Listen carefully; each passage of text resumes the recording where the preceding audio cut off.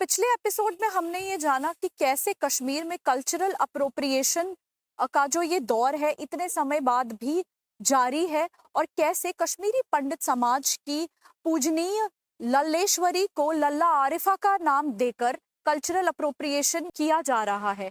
आज के इस एपिसोड में हम इसी वार्ता को जारी रखते हुए जानेंगे कि कैसे कश्मीरी पंडित समाज की आइडेंटिटी को वाइप आउट करने की भरपूर कोशिश की जा रही है और कैसे हमारे आराध्य महादेव का जो मंदिर वहां पर शंकराचार्य के नाम से विश्व विख्यात है उसे तख्ते सुलेमान के नाम से पुकारा जा रहा है। तो इसी वार्ता को जारी रखते हुए इस एपिसोड में हम लल्लेश्वरी के बारे में थोड़ा और जानने की कोशिश करेंगे।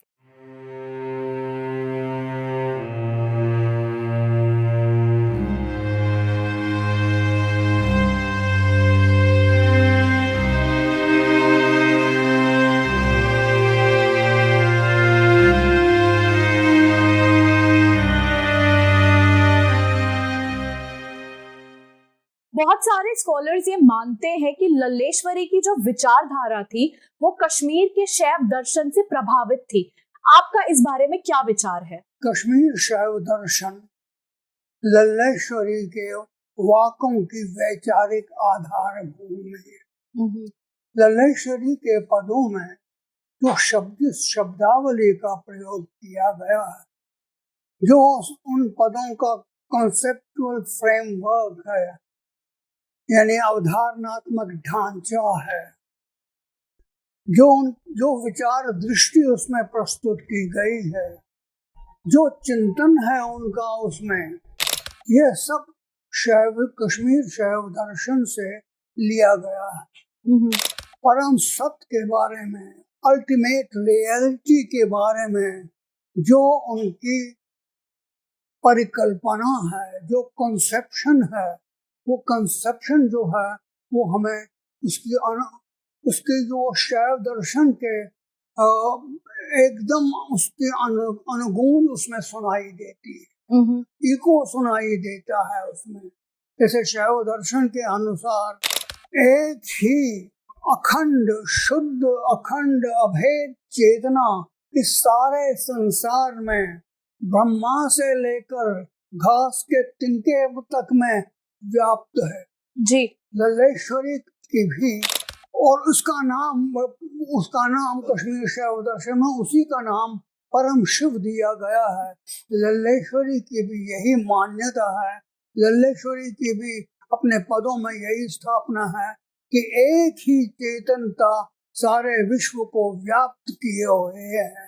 जैसे कश्मीर शैव दर्शन जो है वो एक अद्वैतवादी शैव दर्शन है जी। अद्वैतवादी का अर्थ ये है कि रियलिटी जो है, परम सत्य जो है वो एक ही है और वही अनेक रूप धारण कर लेता है, अनेक मैनिफेस्टेशन उसी के इस संसार में है। ये विश्व उसी का मैनिफेस्टेशन, उसी का रूप है, यानी परम शिव और उसकी शक्ति का ही ये विभिन्न रूप जो हैं संसार में, जो कुछ भी दृश्यमान है वो उसके ही रूप, विभिन्न रूप हैं। उस एकता जो है, अन्यथा वास्तविकता जो है, परम सत्य है, वो एक ही है और एक होकर भी वो अनेक रूप धारण करता है। ये इसकी स्वतंत्रता का द्योतक है। इसको कश्मीरी शैव दर्शन में उसका स्वातंत्र कहते हैं। तो इस सभी विचार जो हैं हमको लल्लेश्वरी के पदों में भी मिलेंगे, उनकी अनुगुण सुनाई देगी। जैसे अपने एक पद में लल्लेश्वरी ने कहा है जी, पर्तपान यम समुय मोन यम जोन जन के हो रात यमिस अद्वय मानसो पुन तमी सुर गुरुनाथ शिव का नाम अजीब सा नाम दिया है। ये लल्लेश्वरी ने शिव को नाम दिया है कि वो सुर गुरु के नाथ हैं। तो उसी अद्वैत की भावना को लल्लेश्वरी के काल में आदि से अंत तक देखा जा सकता है जी। एक परम सत्य जो है वो एक है और उस एक परम चेतना का ही विभिन्न रूप, संसार में जो कुछ भी दृश्यमान है वो उसी के विभिन्न रूप है। लल्लेश्वरी ने कि जो साधना पद्धति, साधना विधि है, उस साधना विधि से भी यही संकेत मिलता है कि उन्होंने कश्मीर शैव दर्शन से बहुत कुछ ग्रहण किया है, और ग्रहण ही नहीं किया है, उसका गहन अध्ययन भी किया है। जैसे उनकी ओंकार उपासना, अकोई ओंकार उस नाभि धरे, कुंभई सुम्बाण सुम गए, एक ही ओंकार जो नाभि में ग्रहण करता है। और ये एक कुंभ जो प्राणायाम का कुंभ है, वही ब्रह्मांड तक एक कड़ी बनाता है, पुल बना देता है। तो ये जो उनका एक वाक्य है, ओंकार उपासना की लगभग वही विधि इस लल्लेश्वरी में के पदों में भी दिखाई देती है, जो कि स्वच्छंद तंत्र में मिलती है। स्वच्छंद तंत्र ही नहीं, नेत्र तंत्र ले लीजिए या विज्ञान भैरव ले लीजिए।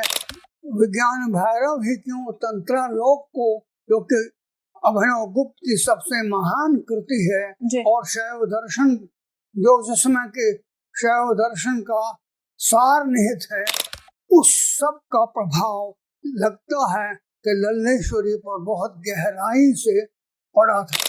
योग साधना क्यों लल्लेश्वरी को ले लीजिए। कश्मीर शैव दर्शन जो है, पतंजलि के योग अष्टांग योग दर्शन को नहीं स्वीकारती। वो 6 अंग कश्मीर शैव दर्शन की भांति, जैसा कि नेत्र तंत्र में कहा गया है, 6 अंगों वाले षडांग योग दर्शन को मानती है। और लल्लेश्वरी ने तो स्पष्ट कहा है, सहज समशम तो दमनो गचे। सहज जो है, जो परम सत्य है, उसके लिए सहसम और दम की आवश्यकता नहीं है। तो कश्मीर शैव दर्शन की भांति वो भी षडांग योग की ओर की साधना करती थी, और ओंकार की जो साधना उन्होंने की है वो बिल्कुल ऐसी वैसी ही है जैसे कि स्वच्छंद भैरव तंत्र में दिखाई गई है। कश्मीर शैव दर्शन में आंतरिकता पर बल दिया गया है, इनवर्डनेस, और लल्लेश्वरी के अनेक पद जो हैं वो इनवर्डनेस पर आधारित हैं। त्रुकय सुखमाल अंदर अर्थ, अगर तुम समझदार हो तो भीतर प्रवेश करो।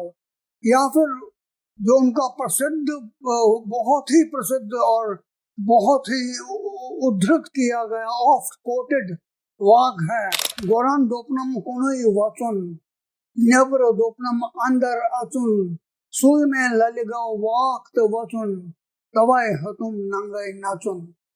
अब इसमें ये बल जो है, तवय शब्द का ध्यान दीजिए। तभी, कब, जबकि मैं दृष्टि को बाहर से छोड़ के स्थान पर अंदर केंद्रित करूं, भीतर केंद्रित करूं, भीतर की चेतना पर केंद्रित करूं, तो तभी मेरे मन में इतना उल्लास, आध्यात्मिक आह्लाद आ जाएगा कि मैं निर्वस्त्र, ये निर्वस्त्र होना जो है जी, ये केवल प्रतीकात्मक सिंबॉलिक है। इसका अर्थ ये है कि वो वास्तव में निर्वस्त्र नहीं, जैसा कि बहुत लोगों ने कहा कि वो बिल्कुल वस्त्रहीन होकर घूमती थी। इसका अर्थ ये है कि जो पंच कंचुक हैं, 5 कंचुक जिनसे परम शिव अपने आप को ढक लेते हैं और मनुष्य का अनुरूप धारण करते हैं जी, वो पंच कंचुक जो हैं उनको त्याग दो, और उन पंच कंचुकों को त्याग कर अपने वास्तविक स्वरूप में आओ, और अपने वास्तविक बाहर से भीतर की ओर ध्यान केंद्रित करो। तो ये बाहर से भीतर की ओर का ध्यान केंद्रित करने का बल जो है, ये शैव दर्शन में सब कहीं मिलता है। बहुत ही उसका एक महत्वपूर्ण टेनेट है, बहुत ही महत्वपूर्ण मान्यता है, आंतरिकता, इनवर्डनेस, इंटीरियोरिटी। तो लल्लेश्वरी के पदों में भी हमको ऐसी इंटीरियोरिटी पर बल मिलता है। तो यहाँ पर भी कई लोग जो इसको शाह हमदान की कहानी से जोड़ते हैं, जिसके बारे में हम बाद में बात करेंगे, तो वो वास्तु रूप में एक प्रकार से भटकाने वाली बात करते हैं, जानबूझकर एक प्रकार से विकृत करते हैं शब्द के इस पद के अर्थ को। जो इसका वास्तविक अर्थ है उसमें केवल आंतरिकता पर बल दिया गया है कि बाहर से तुम वरम दोपनम पुनः वचन निब्र दोपनम अंदर अतन। बेसिक बात है कि बाहर से अपनी दृष्टि हटाकर भीतर केंद्रित करो। इस संबंध में मैं आपको बता दूं, अद्वैत के अनुभव के बारे में कश्मीर शैव दर्शन में दो प्रकार की साधनाओं का विशेष वर्णन किया गया है। एक है आत्मव्याप्ति और दूसरी है शिव व्याप्ति। आत्मव्याप्ति का अर्थ है, ये साधना पद्धति है जी। आत्मव्याप्ति और शिव आत्मव्याप्ति का अर्थ है कि जो बाहरी संसार है, जो बाहरी विश्व है, उसको अपने भीतर की चेतना में उसका विलय कर देना, उसको विलीन करना और इस संसार को अपने आप का ही विस्तार समझना, आत्म विस्तार समझना। ये आत्मव्याप्ति है, अपने ही आप का विस्तार समझना, अपने ही आप का प्रचार समझना। ये आत्मव्याप्ति है साधना का की ओर उसमें संकेत है। जो शिव व्याप्ति है, शिव व्याप्ति का अर्थ है कि हमारे भीतर जो अंदर जो ज्ञान है, शिव का जो ज्ञान है, उसको बाहर प्रसारित करना। अंदरियम प्रकाश नवर छुटुम गट रोटुम तकर्मस्था। मैंने भीतर के प्रकाश को बाहर प्रसारित कर दिया, बाहर छिटकाया और अंधेरे में उसे लिए देखा और पकड़ लिया। ये बहुत ही एक रोचक और बहुत ही महत्वपूर्ण वाक्य लल्लेश्वरी का वाक्यांश है।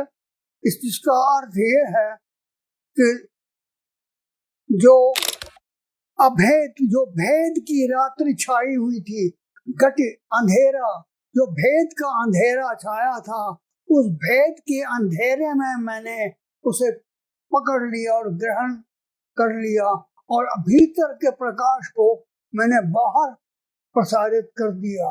इस प्रकार से इन दोनों साधना विधियों की ओर लल्लेश्वरी ने अपने एक अनेक वाक्यों में संकेत किया है। तो ये दोनों जो साधना विधियां हैं, ये कश्मीर शैव दर्शन की जो साधना है, उसका अभ्यास है, उसमें दोनों इनका बहुत ही महत्व है। मैं बिंबों और रूपकों की मैंने बात की थी कि जो बिंब विधान लल्लेश्वरी के जो प्रतीक विधान लल्लेश्वरी के पदों में मिलता है, वो बहुत कुछ गृहीत है, आधारित है कश्मीर शैव दर्शन के ग्रंथों में जो कुछ लिखा है उस पर आधारित है। तो जैसे कश्मीर शैव दर्शन में प्रकाश को लेकर दो चीजें हैं, दो विशेष प्रतीक मैं ले रहा हूँ, एक प्रकाश और दूसरा मुकुर। ये इन दोनों को लेकर कश्मीर शैव दर्शन स्थापनाएं जो हैं उन पर आधारित हैं। तो लल्लेश्वरी ने भी प्रकाश के इस बिंब को अनेक स्थानों पर उसका प्रयोग किया है। तत्ली लल्लवोतुस प्रकाश स्थान, जब मैं प्रकाश के स्थान पर, यानी कश्मीर शैव दर्शन के अनुसार जो रियलिटी है, जो वास्तविकता है, जो परम सत्य है, वो प्रकाश विमर्शमय है। वो प्रकाशमय है क्योंकि उसके होने प्रकाश से में ही जो कुछ भी दिखाई संसार में है वो दिखाई देता है। वो उसका अस्तित्व है केवल इसलिए कि शिव जो है, परम शिव जो है, वो प्रकाशमय है। और वो विमर्शमय भी है, क्योंकि वो अपने बारे में ये जानता है, अपने बारे में कॉन्शियस है। यानी विमर्श जो है वो विचार है कि मैं हूँ, मैं क्या हूँ, इसके बारे में। ये प्रकाश और विमर्श जो है ये दो बहुत ही महत्वपूर्ण मान्यताएं कश्मीरी शैव दर्शन के प्रतिभिज्ञा संप्रदाय की हैं, प्रतिभिज्ञा दर्शन की हैं, और प्रतिभिज्ञा दर्शन को ही कश्मीरी शैव मत का विशेष दर्शन माना जाता है। इस प्रकाश की ओर धनेश्वरी ने बोध प्रकाश लुगुम सहज, यानी मैंने बोध के प्रकाश से सहज, सहज यानी जो परम सत्य है, अल्टीमेट रियलिटी है, उसको पाया, उसको अपनाया, उसको प्राप्त किया। तो ये जो प्रकाश की जो सिंबोलॉजी है, ये प्रकाश की सिंबोलॉजी हमको, ये प्रकाश की प्रतीकवत्ता जो है ये लल्लेश्वरी के अनेक पदों में हमें मिलती है। कश्मीर शैव दर्शन में मुक्ति के बारे में कहा गया कि मोक्ष जो है ये कोई और किसी और चीज का नाम नहीं है, ये अपने स्वरूप को पहचानने। मोक्षो ही नाम नैवन्यः स्वरूप प्रथमम हि तत्, मोक्ष किसी और का नाम नहीं है, वो अपने स्वरूप को पहचानने का नाम है। यही भाव हमको मुक्ति के बारे में लल्लेश्वरी में मिलता है। और लल्लेश्वरी एक विशेष धर्म का एक विशेष शब्द का प्रयोग कश्मीर शैव दर्शन में, कश्मीर शैव दर्शन मैंने एक विशेष संप्रदाय है। सहज जो है एक ऐसा शब्द है जिसका जो कि शैवों का एक विशेष, वामपंथी शैवों का वो और बौद्धों का भी कभी एक विशेष संप्रदाय का नाम है, और जिसका अर्थ, सहज का अर्थ यहाँ पर अल्टीमेट रियलिटी है, परम सत्य है, अंतिम सत्य है, वास्तविकता है। तो इसी परम सत्य की बात लल्लेश्वरी भी इस सहज शब्दावली के लिए भी लल्लेश्वरी ने भी अनेक स्थानों पर सहज शब्द का प्रयोग किया है। बोध प्रकाश लुगुम सहज, यहाँ प्रकाश भी है और सहज भी है। तो सहज समतो दमनो गथेश, जो मैंने पंक्ति पहले भी कही, सहज के को शम और दम की आवश्यकता है, यानी अल्टीमेट रियलिटी को जानने के लिए शम और दम की आवश्यकता नहीं है। तो ये सहज क्या है, ये शब्द का प्रयोग लल्लेश्वरी ने अनेक बार किया, और याद रखिए कबीर ने भी किया। कबीर ने भी साधो सहज समाधि भली है जी, तो उसने भी सहज शब्द का प्रयोग किया है। वास्तव में ये सहजिया बौद्धों का एक संप्रदाय था और शैवों का भी सहजिया संप्रदाय था, तो उसका प्रभाव लल्लेश्वरी पर कैसे पड़ा, यह सोचने की बात है। इसकी ओर संकेत एक विद्वान करते हुए एक विद्वान ने कहा है कि ये कश्मीर शैव दर्शन का एक विशेष स्कूल है, एक विशेष संप्रदाय है, कौल संप्रदाय या कुल संप्रदाय। उस कुल संप्रदाय में सहज या योगी जो हैं, सहज या सिद्ध जो है, उनसे उनका संबंध था, और वो वहां से उसके कारण लल्लेश्वरी का इसका प्रभाव पड़ा, और वो सहज शब्द का प्रयोग करती हैं।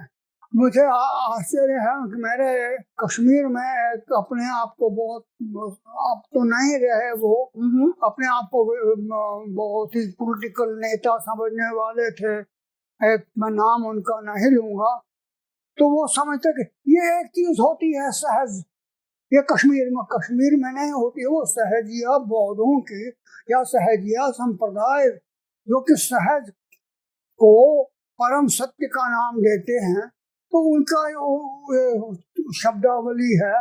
तो लल्लेश्वरी ने कौल के कुल संप्रदाय के माध्यम से, जो कि कश्मीर शैव दर्शन के अनेक संप्रदायों में से एक है, उनसे ये उनके माध्यम से इस शब्द को ग्रहण किया है, और सहज शब्द का प्रयोग अनेक स्थानों पर लल्लेश्वरी ने किया है। इसके अतिरिक्त एक और अवधारणा जो है, एक और कॉन्सेप्ट जो है, वो है जीवन मुक्त का। जीवन मुक्त का मतलब है लिबरेटेड व्हाइल अलाइव, ओके। यानी जीवित होते ही मुक्ति प्राप्त करना।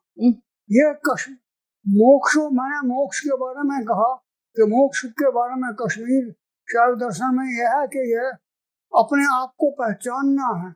अपने आप को पहचानना ही नहीं, उससे भी बड़ा, उस मोक्ष से भी बड़ा कश्मीर शैव दर्शन में जीवन मुक्ति को स्थान दिया गया है। यानी जब भी अब आप मृत्यु के बाद नहीं, जीते जी ही, और जीते जी ही मुक्ति की ओर लल्लेश्वरी ने अपने अनेक पदों में संकेत किया है। मरकुस, और ये मृत्यु के बारे में कबीर की ओर भी है, हम न मरे मरे है संसार। तो कबीर ने भी ये बात की है, लेकिन लल्लेश्वरी ने इसकी ओर संकेत इस दृष्टि से किया, जिस दृष्टि से मैंने आपको जी कहा कि जीवन मुक्त जीते जी ही मृत्यु। लल्लेश्वरी का बहुत ही प्रसिद्ध वाक है, बहुत ही प्रसिद्ध और बहुत ही सुंदर वाक भी है। और उसमें लल्लेश्वरी कहती हैं कि मैं अपने मन के बाग का मैंने द्वार खोला और मैंने वहां देखा कि शिव और शक्ति दोनों एकाकार हैं, और मैं उस अमृत के तत्काल अमृत के सरोवर में डूब गई। जिंदा मरत मरम का कर्म क्या, मैंने इसका अनुवाद हिंदी में किया है। उसका अनुवाद मैंने इस प्रकार, और ये बहुत ही सुंदर लल्लेश्वरी के पद्यों में से एक है। अपनी ही मन की बगिया का खोला मैंने द्वार, तो क्या देखा थे शिव शक्ति वहां पर एकाकार। हुई निमज्जित मैं अमृत के उस सर में तत्काल, जीते ही मर गई करेगा अब मेरा क्या काल। बहुत खूब। तो मैंने इसका ये इस प्रकार से अनुवाद किया है।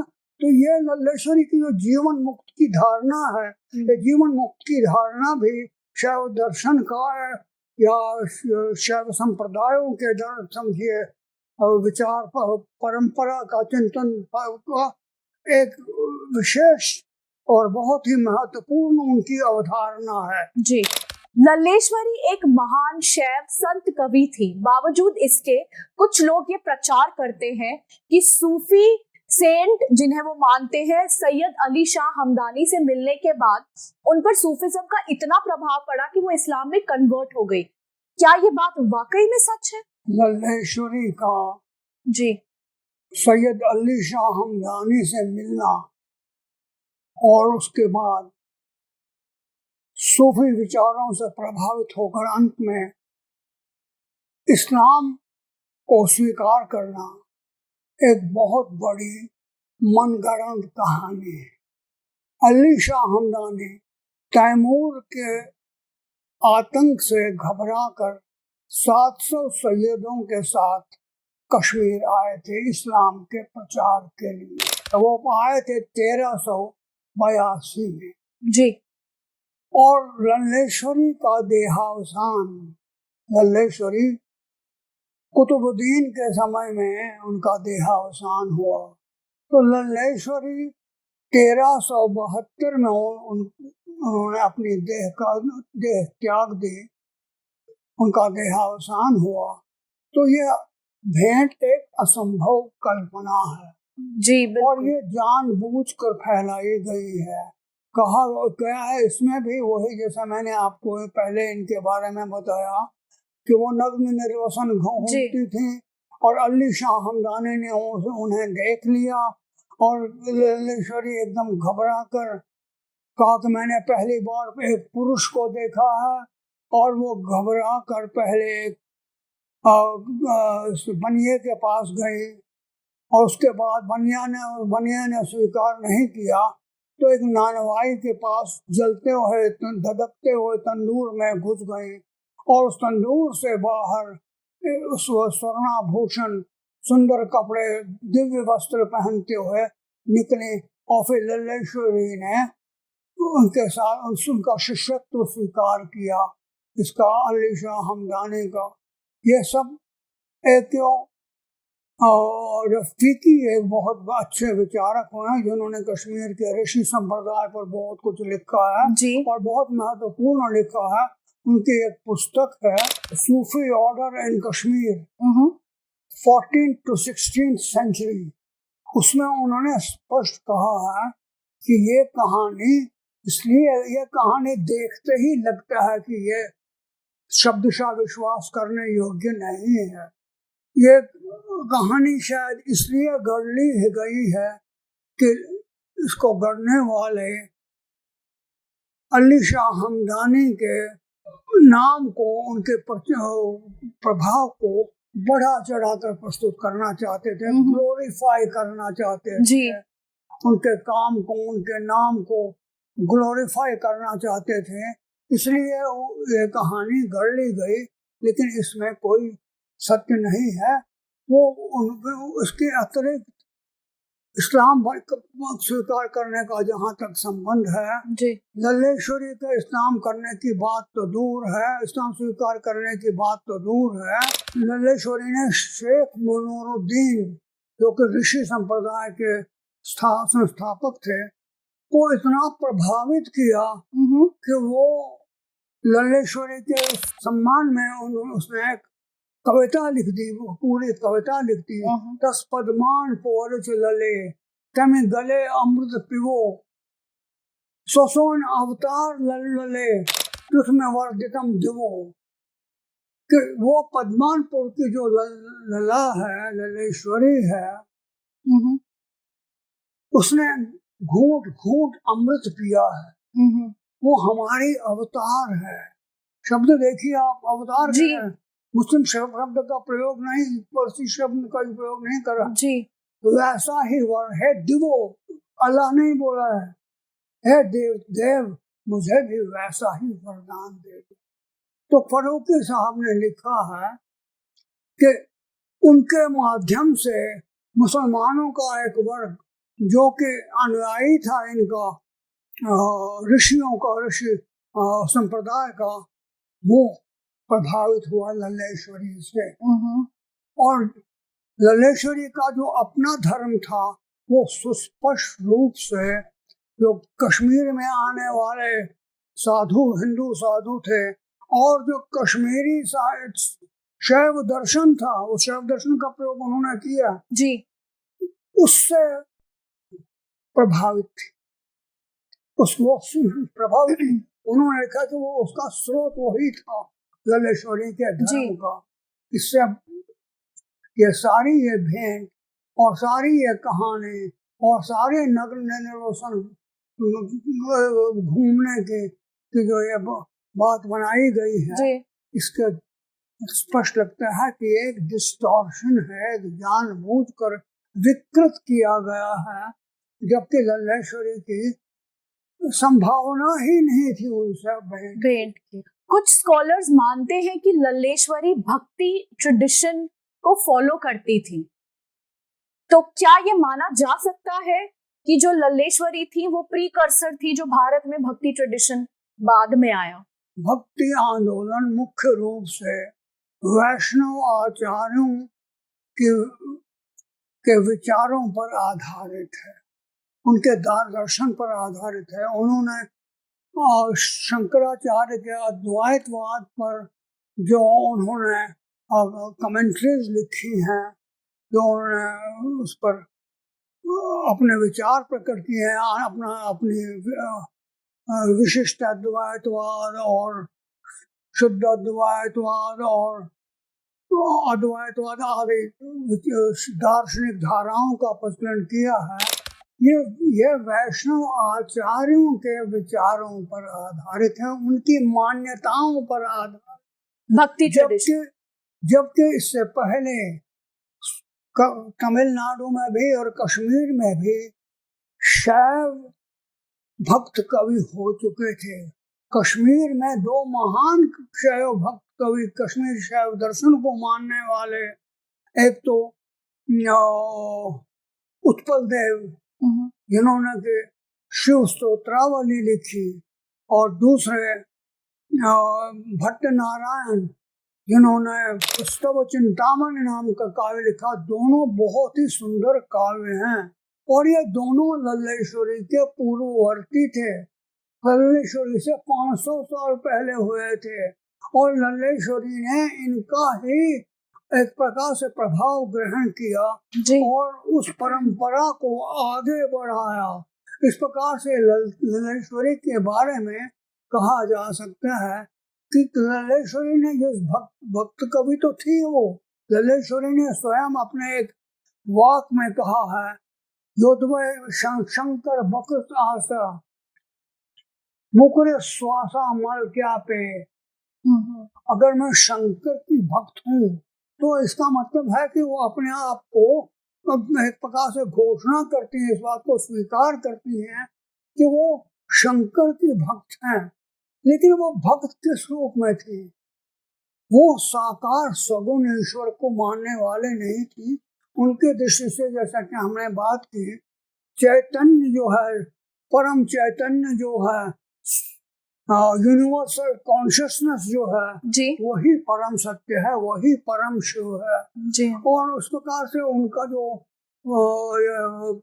परम सत्य की परिकल्पना थी वो किसी व्यक्ति की नहीं थी, किसी जिसको जैसे कि कबीर ने भी कहा है, वो या उसमें दृष्टि न आवे मुष्टि न आवे, जो न दिखाई देता है जो मुट्ठी में पकड़ा जाता है, जिसका मुंह जाको मुंह माथा नहीं, का न मुंह है न माथा है, ये जो आकार नहीं है, आकार रहित जो है उसकी यह भक्ति है।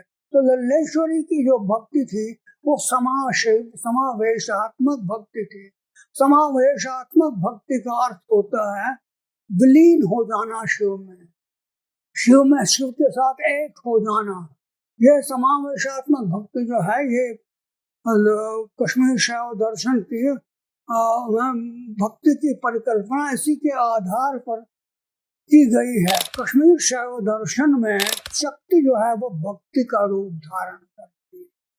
शक्ति ही जो है वो भक्ति बन जाती है और ज्ञान देती है और ज्ञान से फिर मुक्ति की प्राप्ति है हो जाती है। भक्त्या ज्ञानम ततो मुक्ति, भक्ति से ज्ञान होता है जी। और उससे मुक्ति मिलती है। लेकिन